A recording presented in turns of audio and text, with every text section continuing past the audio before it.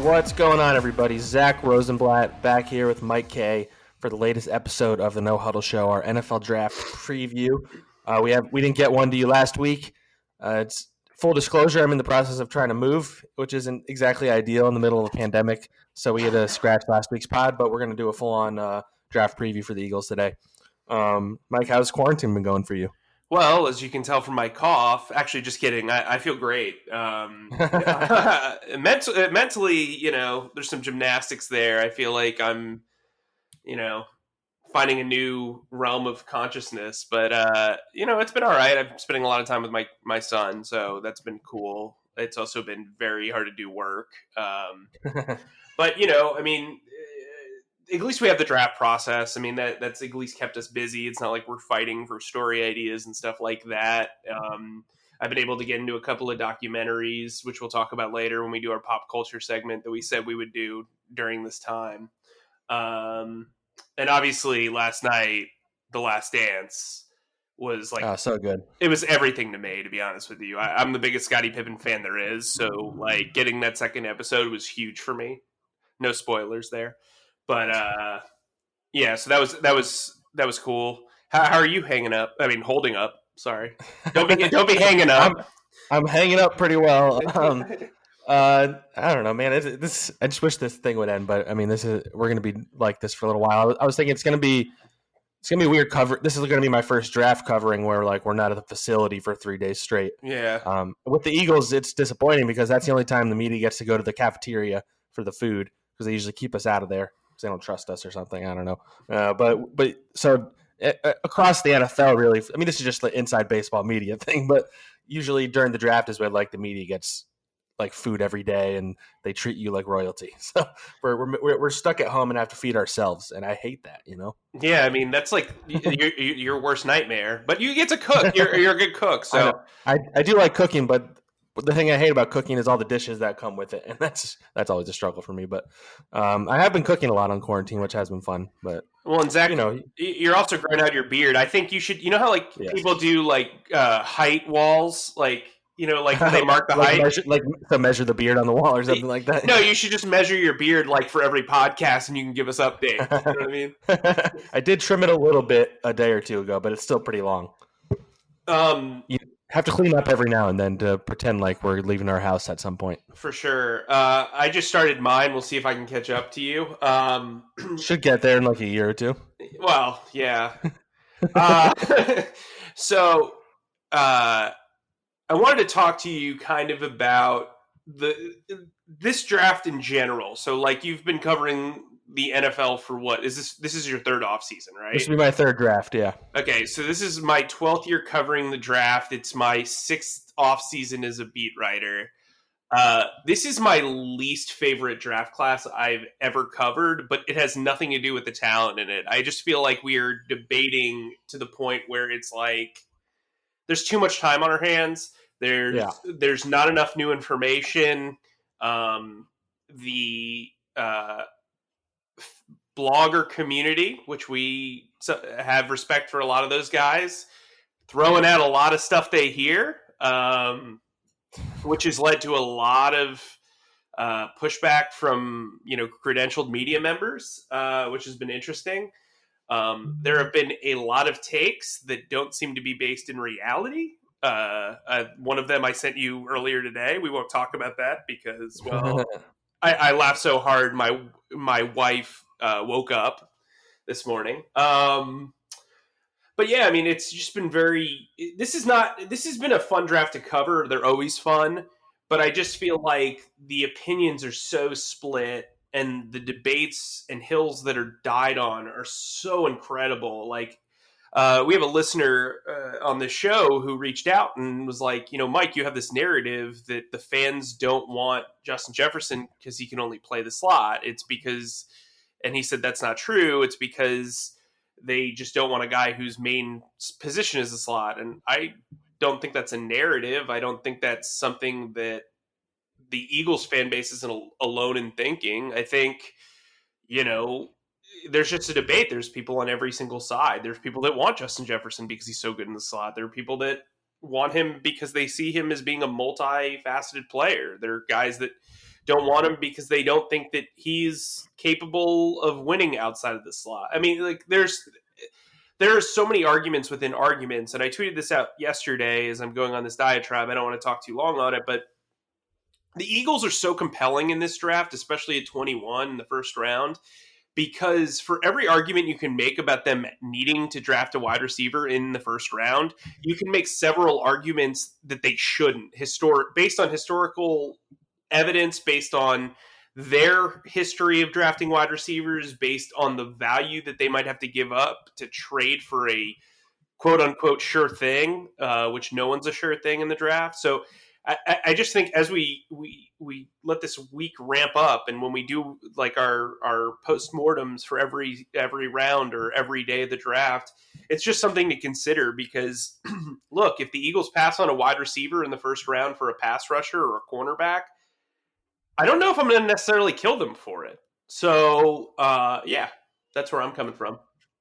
Well, I think a big part of this is that everybody kind of takes speculation or a rumor and runs with it to the point where it becomes narrative, and everybody's assuming that like Justin Jefferson is their guy. But in reality, if anybody in the NFL doesn't show their hand, it's Howie Roseman. You can disagree with his methods of guys he's drafted or why he doesn't draft certain guys, but like nobody even talked about Andre Dillard as an Eagles target last year. Like that wasn't even a discussion before the draft, even remotely. Like everybody assumed he was going to go too high, but like the fact that nobody talked about him, then they got him. Like we spent all like the offseason talking about like what running back they were going to try and get or whatever.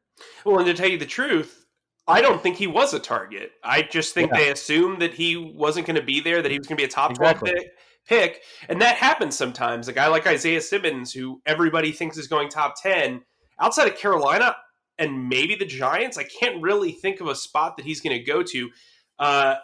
In the top 10, you look at the wide receivers. Yes, the Raiders, the 49ers, the Broncos, and all those teams need wide receivers, but they also have other needs. And I talked to an executive the other day, and he said, look, the cornerbacks are going to go way earlier than everybody thinks they are. AJ Terrell is not making it out of the second round, even though I've had him. He's my second favorite corner in the draft, the corner from Clemson. He's likely to go top 20 just because the cornerback depth of this class is like 5 guys and then it drops off massively. So it's, you're looking at Okudah, you're looking at CJ Henderson, you're looking at, Terrell, you're looking at Jeff Gladney, and you're looking at Christian Fulton. And those 5 guys could go in the first round. That could lead to wide receivers dropping. You also look at offensive tackle. You could reasonably make arguments that 4 or 5 tackles could go in the top 15. That would move wide receivers down. So I think overall, this is a very weird class.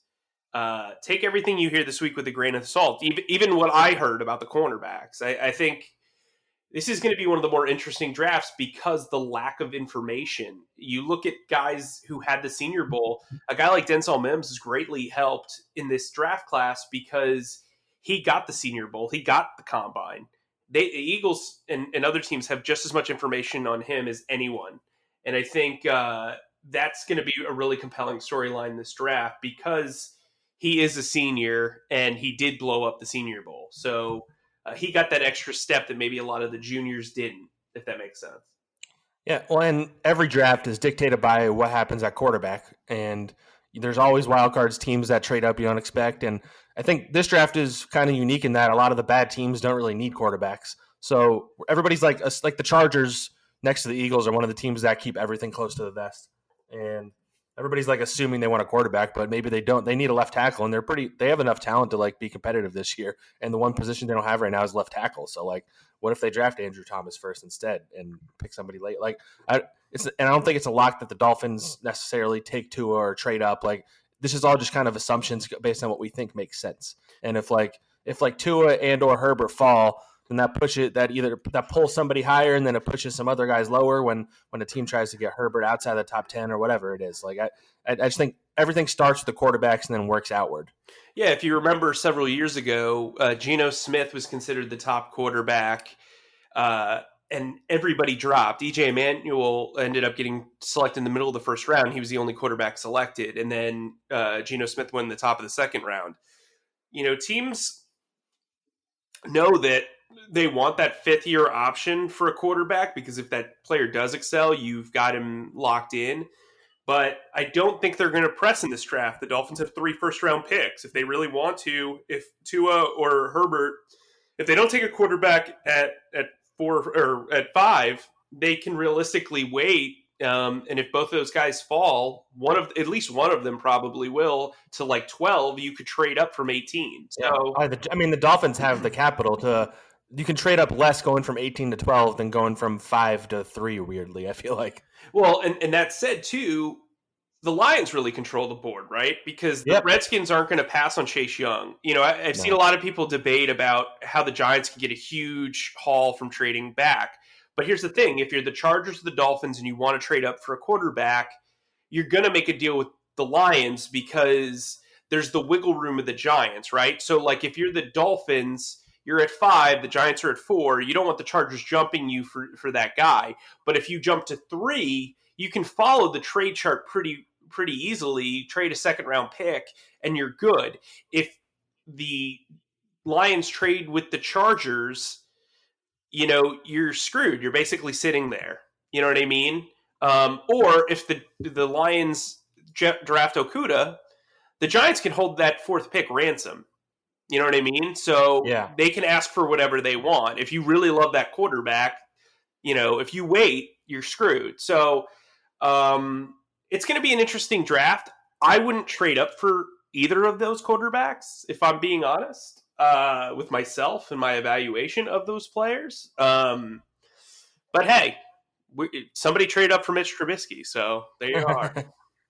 And everybody knows the other 2 quarterbacks that they could have traded up for instead. Correct. Yeah. And yeah, that's the interesting thing. Like, because everybody's always looking to next year, but it seems like everybody's pretty high on Trevor Lawrence and Justin Fields. I think the guy's name is, right. Yep. Mm-hmm. So.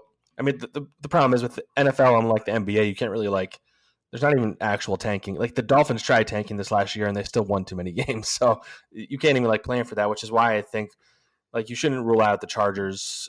If they don't if you don't like Herbert or Tua, you don't devote the number 5 overall or 6 overall pick to a quarterback you don't like all that much. Completely agree. And then speaking of pushing guys back, I think we should. So Peter King had a mock draft that came out today. Discussed a few things. Peter King is arguably the most outside of Adam Schefter. He's arguably the most connected guy in the NFL. Probably.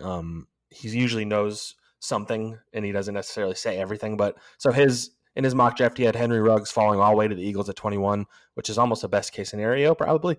And he also talks about the idea of them still wanting to trade Alshon, but maybe that's probably not a possibility. We don't need to elaborate too much on that because I think we both agree that it's probably not going to happen unless they pay most of his salary. But what do you think about the idea of Ruggs falling? It seems like there's some more noise around that lately.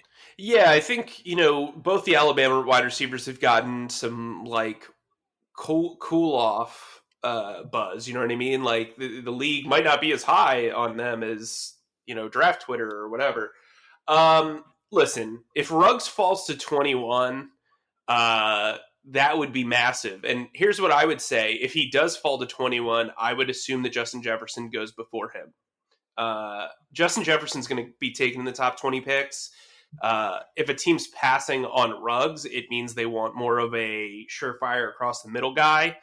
A slot presence. I could see the Raiders really liking Justin Jefferson. He fits that kind of mold that John Gruden likes as wide receiver. I could also see a team like the Dolphins really liking Justin Jefferson, especially if they draft a quarterback early. So I think from that standpoint, if Ruggs falls, look, they should. If he falls to 16, they should trade up for him. Yeah. I don't think they should wait. But that's probably the furthest I would trade up for Ruggs. I like Ruggs a lot. I think the stats aren't terrific. They're not eye-popping. But remember, he was the number 2 wide receiver there. And sometimes you'll get a situation like Cadillac Williams and Ronnie Brown, where Ronnie Brown was the number 2 guy, but he had the higher upside. And so he went before Cadillac Williams. Ironically, my nickname for Leonard Fournette. But yeah, I mean, look, I think Ruggs would be a slam dunk. If they could land any of these top 4 wide receivers, CeeDee Lamb, Jerry Jeudy, Henry Ruggs, Justin Jefferson, I think they're in really good shape. They all have different skill sets. They all fit different kind of positions. Lamb and Judy are more versatile. I would probably just use Henry Ruggs as a Z receiver, which would be the flanker. It's basically Deshaun Jackson's job for the last 12 years. And I think he could be used in the slot a lot as well. But Jefferson, I think, would be a slot primarily, and then he would move outside to Z in 12 personnel looks where both the tight ends are on the field. But yeah, I think that'd be a slam dunk for them. Yeah, you kind of alluded to this, but I think ultimately if the Eagles want one of those top 4 guys, they're going to have to trade into the top 20. And if they don't want to trade up, then I think you've said this and it makes a lot of sense. Then they'll probably trade back and get something else or a different receiver. But you don't need to pick a receiver in round 1 if it's not one of those top 4 guys. Yeah, I think if one of those 4 guys are there, you pick them. That's the thing. If you're going to sit and you're going to be patient, you take one of those 4 guys. Now, that said, if you are trading back, there's 5 guys that I think can be legitimate number 1 options in an offense. Those are those 4 players and Denzel Mims eventually. If you're trading back, I'm not as huge on Jalen Reagor and Brandon Ayuk as I think I think the league is higher on Brandon Ayuk than anyone on draft Twitter or like the media or any of that. Jalen Reagor seems to be just an Eagles fan favorite. From what I understand, I think he's going to go in the second round, personally. Yeah. T. Higgins is a guy who I think there's a lot of scattered opinions on. So those 6-7 players are very interesting to me. I'm intrigued by what happens there, but I would only take Mims, Reagor, Ayuk, or Higgins with a trade back. Otherwise, if I'm staying at 21, I'm taking somebody else, and we'll talk about that probably later on in the show. Yeah, so we can get into our full-on preview because that's a good transition into it. I wanted you to, and you probably came up with the list, but I wanted you to rank the 5 most likely players that the Eagles pick in the first round. Where you can stipulate it at 21 or just in general, but run it down from 5 to 1. So likelihood, or the guys that I would most likely.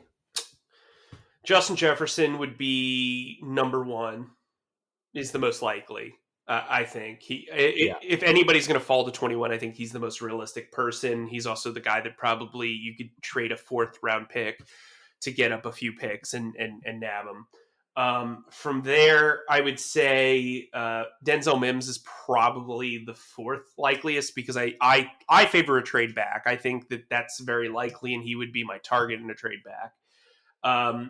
3 would be a trade up for Henry Ruggs. 4 would be a trade up for CeeDee Lamb. And then my 5, listen, I know people that just think this is completely against philosophy, and it is. I've been told they really, really like Oklahoma linebacker Kenneth Murray a lot. Yeah. I don't think they're going to take him, but it would not shock me if they traded back and Mims was taken by, let's say, the Vikings. And they felt good enough that if they're picking at 29, 30, 31, whatever have you, and they look at the board and they say, hey, we love this kid. We need a middle linebacker. You know what I mean? Murray is so widely respected as a person and so widely respected as a leader. He was a 3-year starter at Oklahoma. And he fits exactly what the Eagles want to do at middle linebacker. He needs to gain a little bit of weight, but he's got the length. I think he would complement Nathan Gary very, very well. Look, like I said, I don't think they're going to draft a linebacker in the first round, but I do think there's some legitimate smoke to that fire. Yeah, I mean, especially Daniel Jeremiah being the one to kick that off kind of adds to it because he knows as well as anybody that the Eagles don't pick linebackers early. So if you're going to apply smoke to that, then I think it started with Daniel Jeremiah. And I mean, Kenneth Murray is a very intriguing linebacker. Patrick Queen is a fun player too. I like him better than Murray. Yeah, he's a better athlete. The size isn't quite there, but I don't think the Eagles really care as much about size in the back 7.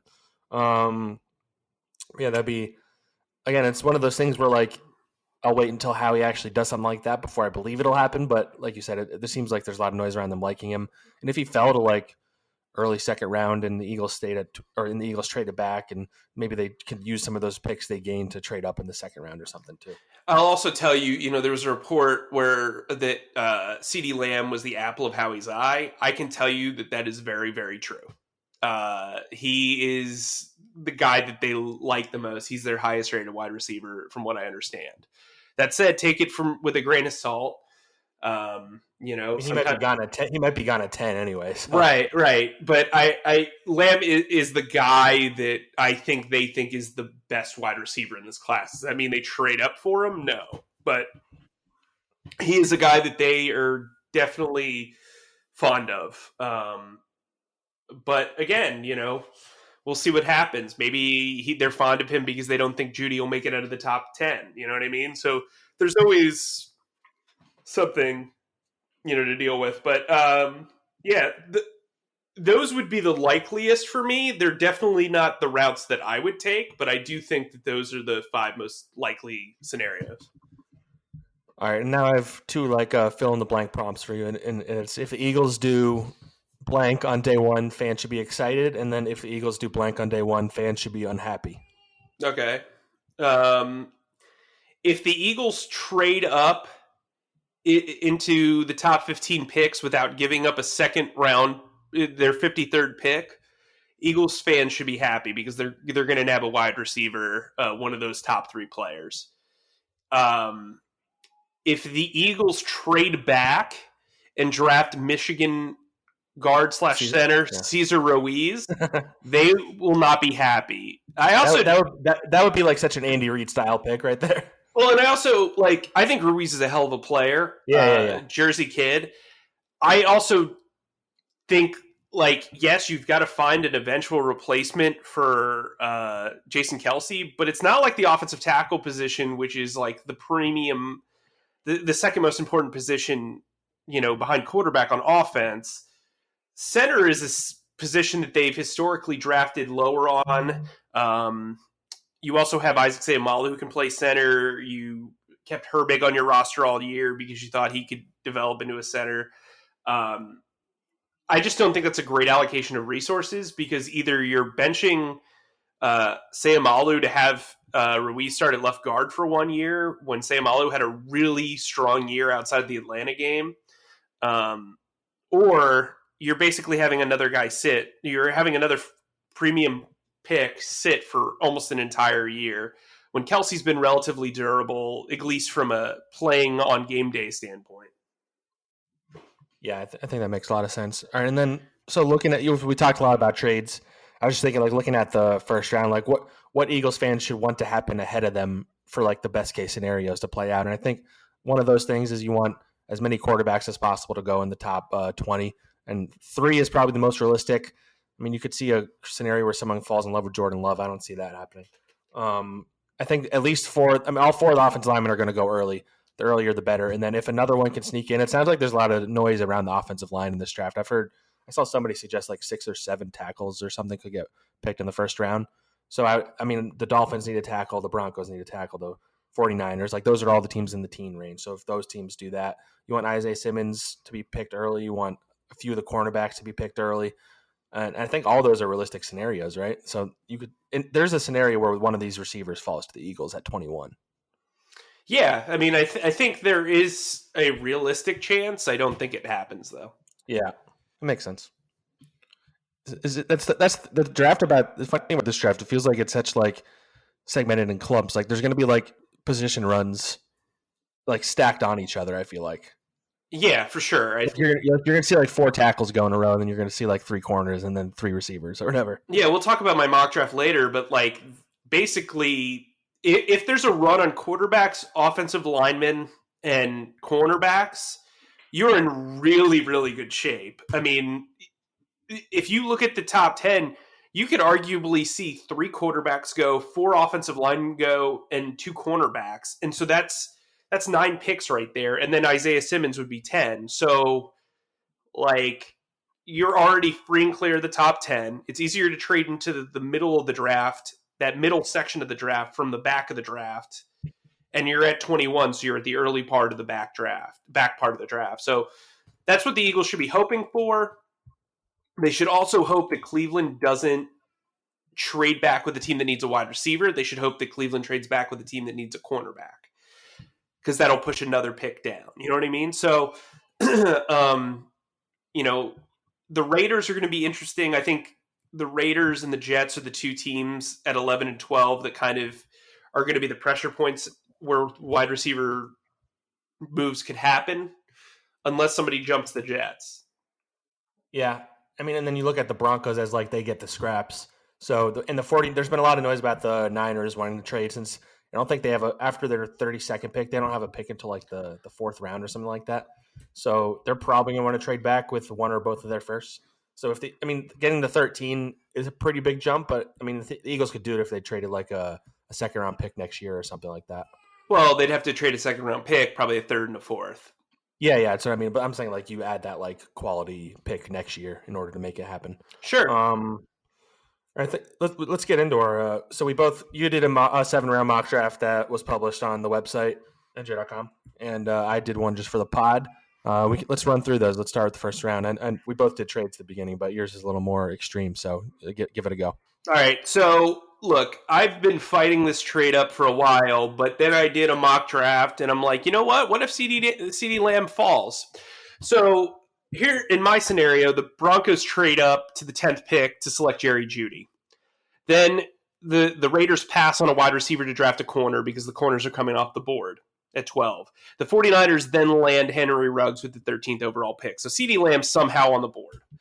The Eagles guarding their 53rd overall pick, because I think that's a premium pick. It's also, if you trade up, the only way you're really going to bring back a lot of that draft capital that you trade away in the first round.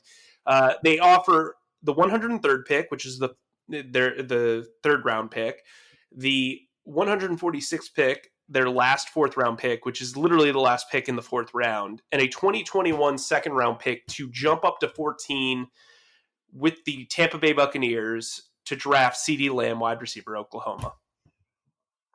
I mean, Eagles fans would rejoice. My question for you, though, in this scenario, so are all four of those top tackles gone at 14 at that point? Yep. Okay, because I think that's the only way the Buccaneers are trading back, because that's their biggest need, like by For far. sure. And they obviously just signed a 90-year-old quarterback to play for them. So that was my one question I had. But if all four tackles are gone, I think that does make a lot of sense. Yeah, I think when you look at offensive tackle, you look at the Giants, you look at the Dolphins, you look at the Chargers, you look at the Cardinals, the Browns. Jets. Yeah, I mean, like all of those teams could realistically want an offensive tackle. So if you have 6 teams that want an offensive tackle, 4 of them are probably likely. Yeah, especially with this class being like theoretically so top heavy at the position. All right, yeah. So I did a little more minor of a trade. I had the Eagles moving up from 21 to 19, just a couple spots, trading with the Raiders, where they give up their first, one of those fourth round picks, number 145, their fifth, and Rasul Douglas, because the Raiders have a pretty serious need at corner. I mean, he's probably valued at like a 6th-round value, so it's like you're giving up a 4th, 5th, and 6th. Sure. I put a 2021 fifth. I don't know if you necessarily need to include that. I think you can get them without that, but I think that's pretty reasonable trade.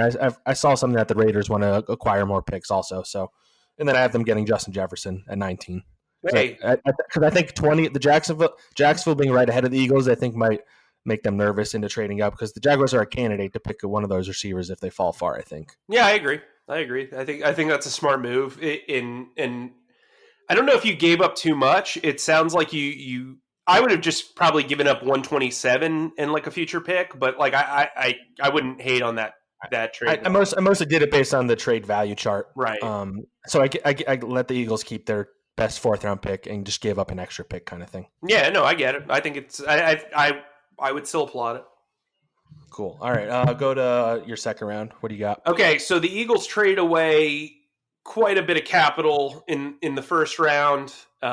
They traded away, just a reminder, because we've been talking, a 3rd-round pick and a 4th-round pick, along with a 2021 2nd-round pick to climb up to get that 14th overall pick. So I have the Eagles doing basically what they did in 2010 when they traded up for Brandon Graham. they immediately in the second round traded back to get a new fourth round pick. Here's what I have them doing. So the Eagles trade the 53rd overall pick in the second round, to the Minnesota Vikings for the 58th overall pick, the 132nd, which is the fourth round pick of the Vikings, and then a sixth round pick, 205. So they've moved down 5 slots. And then they draft Notre Dame defensive end Julian Okwara. I think he's an eventual replacement for Brandon Graham, plus he puts pressure on Derek Barnett. Plus, on top of that, you don't need to necessarily rush to pick up Derek Barnett's fifth-year contract option. You can decline it and make him prove it, have him and Okwara battle for that job. I really like Okwara a lot. He's coming off a broken leg, but those typically heal pretty well. He's constantly in the backfield. I think there's a crazy stat where like 30% of his tackles were for a loss in college. So he's a guy that I think would excel in the wide nine. Yeah, so I liked your trade enough that I just straight up copied it because I think it made a lot. I was going to trade back anyway, and I like the logistics you came up with. So I copied you on that. Different player, though, I had them picking. I had them trading back and getting Jeremy Chin, the safety from Southern Illinois. Mm-hmm.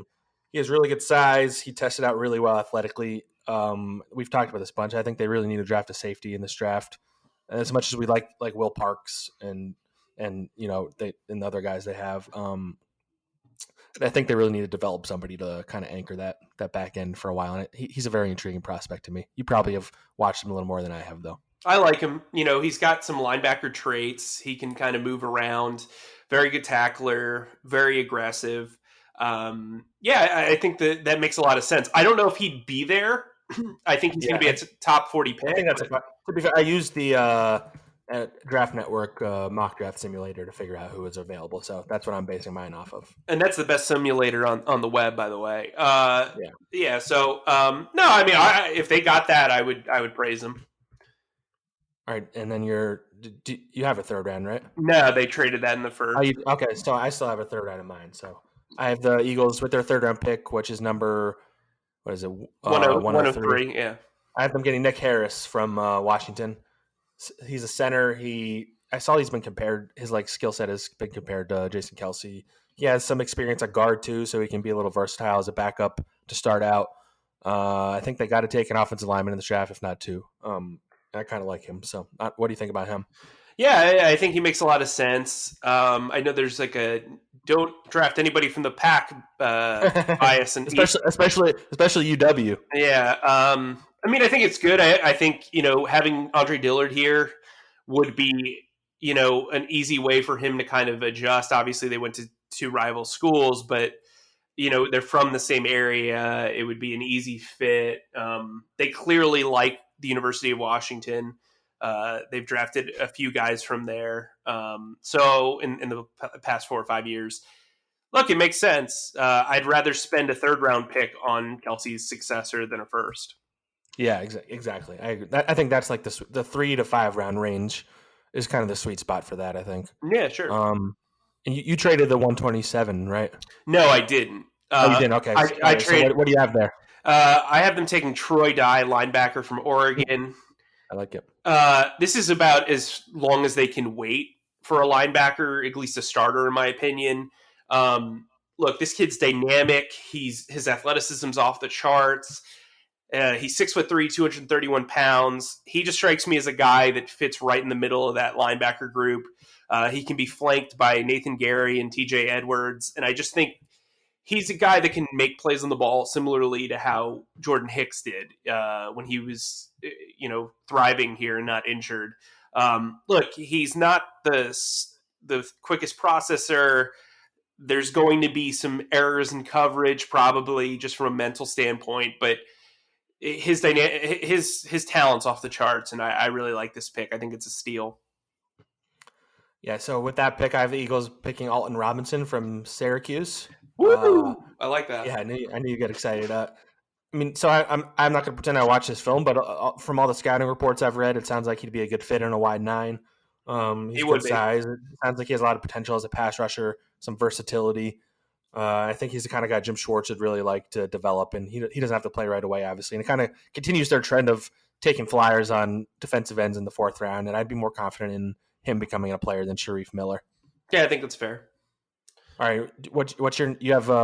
We both have 132 here, right? Because of that Vikings trade, right? Yeah. So who do you got there? I haven't taken James Morgan, QB from FIU. Listen, they really like him.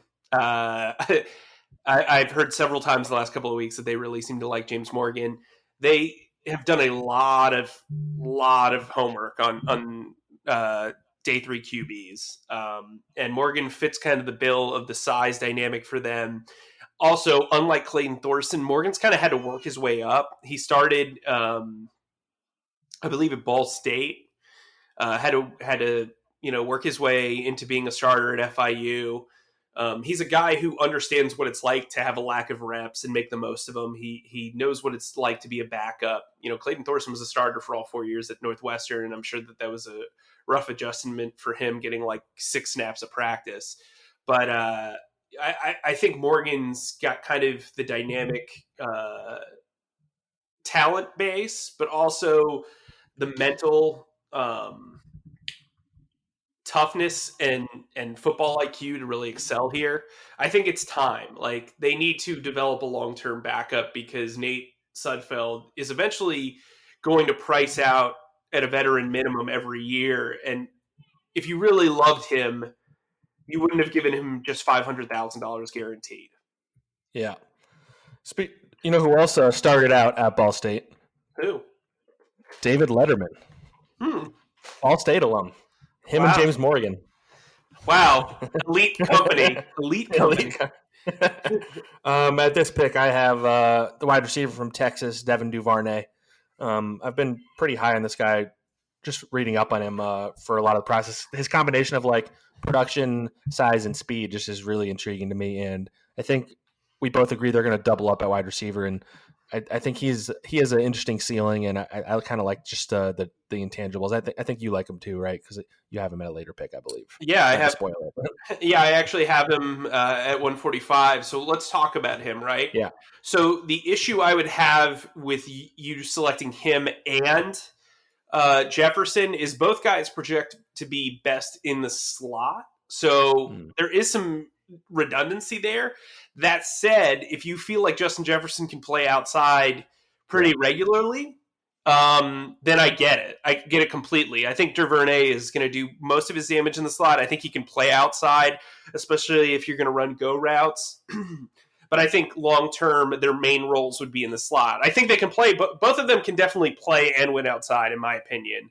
That said, my strategy has more to do with just like picking the best receivers and then figuring it out after, kind of thing. Yeah, and that makes total sense to me. Like I said, I have him drafted this next pick because I think he could really complement Lamb, but they are also probably the two best remaining he's the best remaining wide receiver at 145 for me. So I get completely where you're coming from. All right, and then who do you have? I have 146. I have them drafting Davian Taylor, the linebacker from Colorado. I believe they met with him before everything shut down, right? They had a scheduled meeting. It got canceled. Yeah. Okay, but he's a really good athlete. I think he's had some injury stuff, but I think he's kind of like one of those middle round guys that has a potential to become a starter maybe. I know you mentioned they probably need to draft someone earlier if they're looking for like a starting linebacker. Who knows if that's actually what they're looking for. I'm not even sure. So I went with him. His numbers kind of intrigued me quite a bit. Yeah, he's an interesting guy, a bit of a project, but he's an athletic freak. Like Michael Kendricks was a completely athletic anomaly, and I think Davian Taylor's kind of in that mold, only Michael Kendricks was way more polished. All right, you have another pick this round too, right? No, I'm in the 5th round now. Okay, and I don't have a 5th, so go ahead. So I have them taking Julian Blackmun from Utah. He's a safety. He kind of fits into their mold of a cornerback background.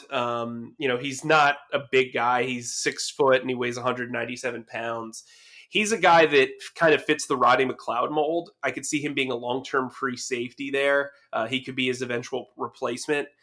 I could also see him getting some snaps as that third safety role. They need more depth there, like you said earlier. But I really like Justin Blackmun. I like the way he works single high. I like the way he plays in cover two. I think he's got really good range, and I think he's the type of guy that they like at that position. I like it. So next pick is 190, right? Yeah. So you mentioned needing a center. I have them taking Jake Hansen from Oregon. He's got similar fluidity and speed and athleticism to Jason Kelsey. His scouting report basically is Jason Kelsey coming out of college. And while the Eagles are looking at a lot of higher tier interior line prospects, I think they inevitably draft one in the 3rd to 6th round range, like we talked about. But Hansen's a good prospect in the 6th round. I like his athleticism, and I think he fits what they need. I have the Eagles going offensive line too. Alex Taylor from South Carolina State. Yeah, he's gigantic. He's 6'8", 308. He's kind of a project. This is kind of the range where Howie likes to find swing tackles. So if they can develop this guy into that, they have another project already in Mailata, but if they're high on a guy with this kind of size, I think it makes sense. He at least has experience, like at the college. Yeah, exactly. Like he's literally played football before. So. And then 205, I have Steven. This is the pick that we got from the Vikings. I have Steven Montez, the quarterback from Colorado. He fits the physical traits that the Eagles like in their quarterbacks. He's not like a perfect prospect. He's better than Clayton Thorson. And he's kind of guy you bring in and you hope that he's good enough to make the roster, unlike Thorson. I really like his mental makeup. He was at the combine and we were interviewing him, and he just straight up acknowledged, he's like, I had terrible footwork, like awful footwork. And so he's working with Jordan Palmer, Carson Palmer's brother, former NFL backup. And that's what they were fixing up. I really like that kid a lot. They the Eagles showed interest in him at the Senior Bowl. He'd make a lot of sense if they drafted a guy like with their last pick. I think he would have a shot. He'd at least be able to compete with Kyle Loletta for that 3rd job. I have the 205th overall pick as well. I took James Robinson, running back, Illinois State. He's a very compact guy. Fits into kind of he's kind of in the Boston Scott range of like size and weight, and I think he would be a really good thumper later on. I don't think they needed to press on the running back position. In previous mock drafts, I had them taking AJ Dillon from Boston College.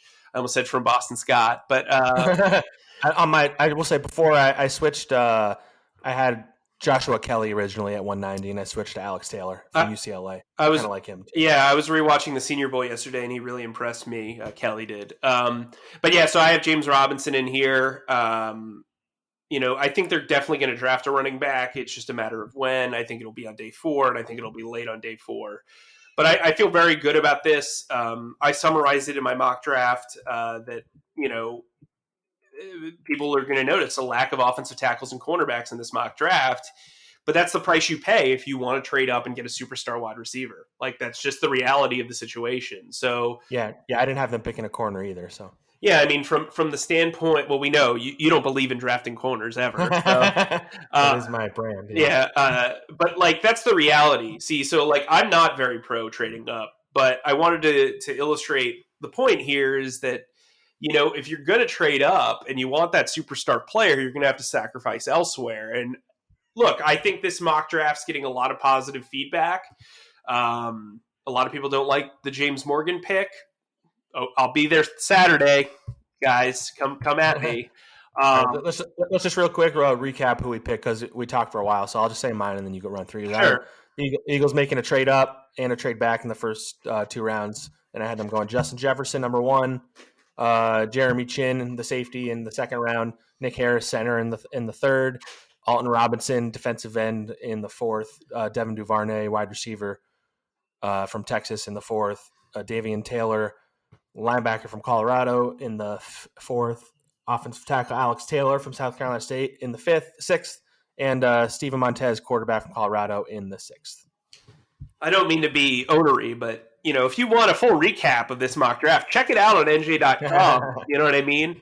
That's quality. Good. Yeah, you can read Mike's full thoughts there. Quality website. Yeah. So another thing I wanted to talk to you about, we talked about the Mitch Trubisky, Deshaun Watson draft. Speaking of that, the Jaguars have put another player on the trade block in Leonard Fournette. And I know I got some feedback from fans about wanting Leonard Fournette. Now, I wanted to talk to you about that, and I think you and I talked a little bit off air. That makes no sense to me. For one, he's set to make $4 million this year. Uh, the Eagles passed on paying Jordan Howard nearly as much earlier. Like Howard, Fournette's not really built to be a rotational running back. He needs a lot of carries. His numbers were extremely inflated his first 2 years because all they did was run the ball. He would have 15 carries for 32 yards and then break a big one when the game was out of hand during his rookie year when I covered him. I don't think he's a great locker room fit for here. I don't think because he's a little bit loose-lipped on social media. I also don't think he makes a lot of sense from the offensive scheme standpoint.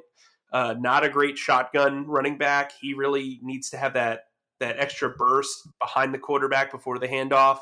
And I just think you have Miles Sanders, who's going to be a legit star in this league at running back. So why take away carries? You're going to have to feed Fournette at least 10 to 15 times a game, more so even than Jordan Howard needed, in my opinion. And I think now that you've seen what Miles Sanders can do as a 3-tool running back, I think you've just got to stick with him and Boston Scott and draft a guy later.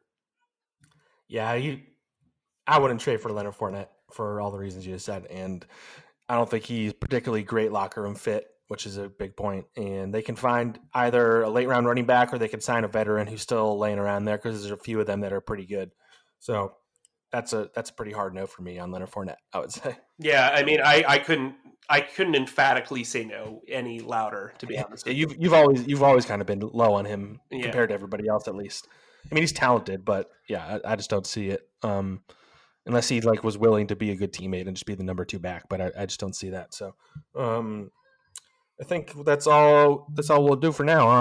We'll bring you guys some pods throughout the draft, for sure after the first round on Thursday night, and then we'll try and get you some more the rest of the weekend, either as a recap of everything or each day or whatever we do. But hope you guys listen. Hope you guys enjoyed this one, and sign up for Eagles Extra. Mike will be bringing you text messages all weekend.